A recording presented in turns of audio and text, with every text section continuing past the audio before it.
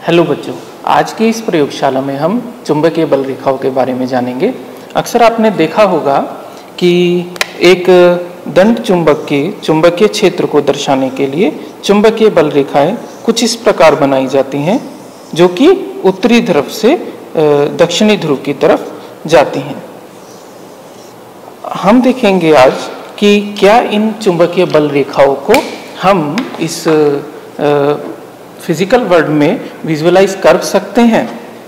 ये करने के लिए मैं कुछ सामग्री का इस्तेमाल करूंगा, जिसमें कि एक ये माइका शीट है जो कि अचुंबकीय पदार्थ की बनी हुई है, और ये दो गुटके, एक स्टैंड के लिए, एक दंड चुंबक, और एक मेरे पास आयरन डस्ट जो कि लोह चुंबकीय पदार्थ के छोटे छोटे कणों का पाउडर है।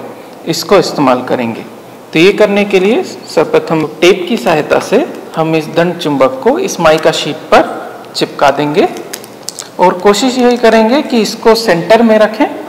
और अब इस माइका शीट को हम स्टैंड के ऊपर रख देंगे, और लोह चुंबकीय पदार्थ की जो सूक्ष्म कण का पाउडर है, इसको हम इस माइका शीट के ऊपर हल्का हल्का यूनिफॉर्मली छिड़काव करेंगे।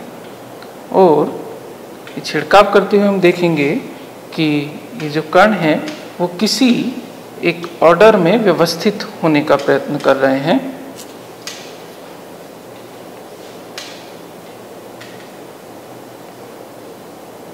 ध्यान रखना है कि छिड़काव, कोशिश करना है कि छिड़काव यूनिफॉर्मली हो,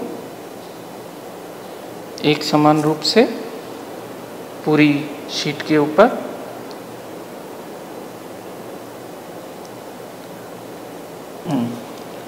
पर्याप्त मात्रा में इस आयरन डस्ट का जब छिड़काव कर लें, तो उसके बाद इस शीट को थोड़ा सा उंगली से ठकठकाएं, और आप देखेंगे कि जो लोह चुंबकीय पदार्थ के जो कण हैं वो चुंबकीय बल रेखाओं की तरह व्यवस्थित होने का प्रयत्न करते हैं और व्यवस्थित हो जाते हैं। तो देखेंगे कि जहाँ पर ये लोह चुंबकीय पदार्थ के जो कण हैं वो अधिक मात्रा में इकट्ठे हुए हैं, वो जो दंड चुंबक है उसके ध्रुव हैं।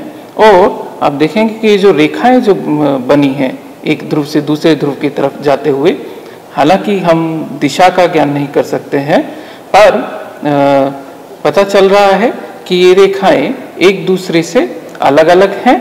और एक बात का और ध्यान रखेंगे कि इससे क्या पता चल रहा है कि दो रेखाएं एक दूसरे से कटाक्ष भी नहीं कर रही हैं। देखेंगे कि जहाँ पर लोह चुंबकीय पदार्थ के जो कण हैं वो एक जगह अधिक मात्रा में इकट्ठा हो गए हैं, वो दंड चुंबक के ध्रुव हैं।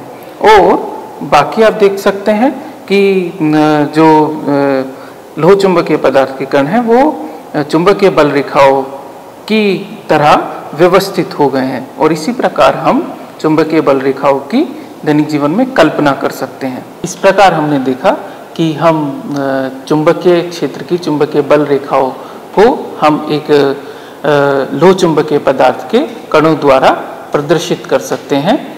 अब मैं आपके लिए दो प्रश्न छोड़ूंगा।